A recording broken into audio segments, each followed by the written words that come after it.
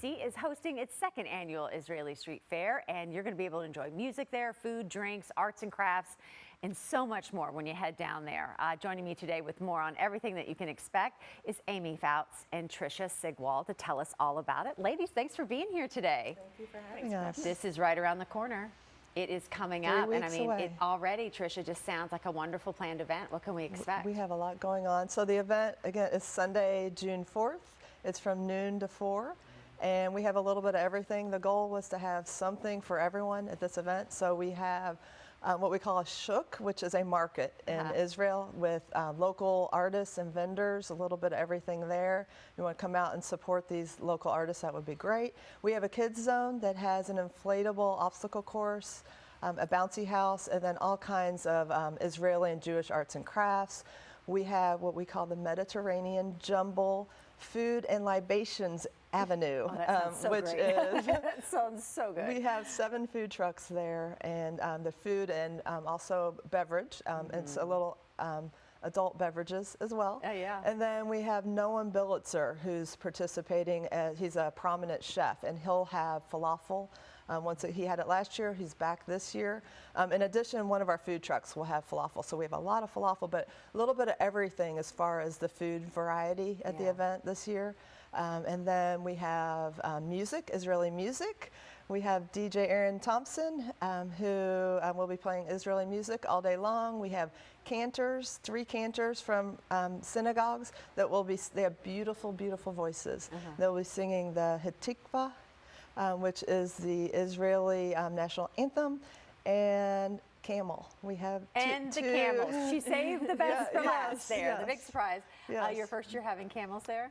This is our first year. Yeah. We have 2 camels. 2 camels. Yeah, coming in. So it'll be a spectacle for sure. I bet. Yeah. I bet. Why the camels, and why did you want to have the camels? I think traditional. It's something that people may think of traditionally when they think of Israel. Although we know that Israel is strong in their innovation, so they have lots of new innovations, and it's like a thriving, wonderful country. You know, Tel Aviv is an incredible city with very, very modern, but yeah, something sort of traditional like that. So yeah, and I love that there's such a flavor of everything that.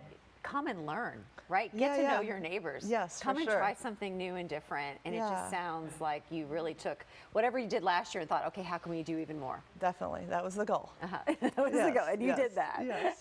And Amy, you're going to talk a little bit about like some of the vendors and some of the really authentic things that you're going to have there as well to purchase. Right. So.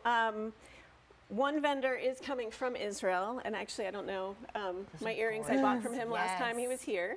So, and the Hamsa is it's like a sign of protection. So, the Hamsa earrings will have silk screening of Hamsa print with steam exchange. With steam exchange, we have the bourbon rabbi with honey, which will be really neat. Honey. Yeah, for sure. And so I new twist on bourbon. Let's put it in honey too. Definitely, the honey's really good too. I've tried it. It's great. Is it good? Yeah, it's excellent. That's the thing, is that there's going to be so many unique things to even purchase here that I can't find anywhere. You know, I'm not going to find in the States if they're bringing it from Israel to set up shop here. For sure. Yeah. Right. Yes. And again, with the camels, we'll also have an entire table featuring the innovation of what has been developed out of Israel, like from cherry tomatoes to ways to flash drives. That was all invented in Israel. Well, you brought the Dead Sea. I did bring some Dead Sea mud. Mask. It is from the Dead Sea, so it's the lowest place on Earth. It is 9 times saltier than the oceans that we experience. And so because of all that salt, we float.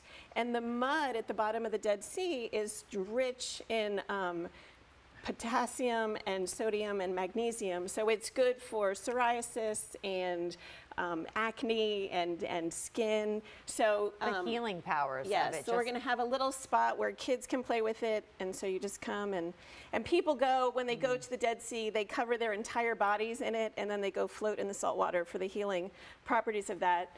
And then I also brought some Dead Sea salts. So the last time I was there in 2019, I just reached down into the Dead Sea and picked up these salt crystals that just form in this beautiful natural place that you float. And I love the way you explain this, right? Like, I think that's the great thing. You go to the vendors, they get to explain, what this is and why it's important. I mean, what do you hope people take away when they do visit the festival? I hope definitely they learn about Israel for sure. And then we love to bring the entire community together.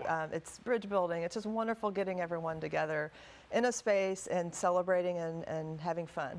Love it. All right, this Yeah. is coming up June the 4th. Ladies, thank you so much for stopping by. Thank For you. more information, all the times, all the vendors, the food trucks, all those details, and don't forget the camels. Very important. Where else are you going to see a camel Yes. outside of a zoo? This is tremendous. All right, for more information, just head over to jewishlouisville.org. Thank you. Coming up, we're going to be joined by the Good Morning Kentuckiana team with a check of today's top news and weather headlines. Stay with us.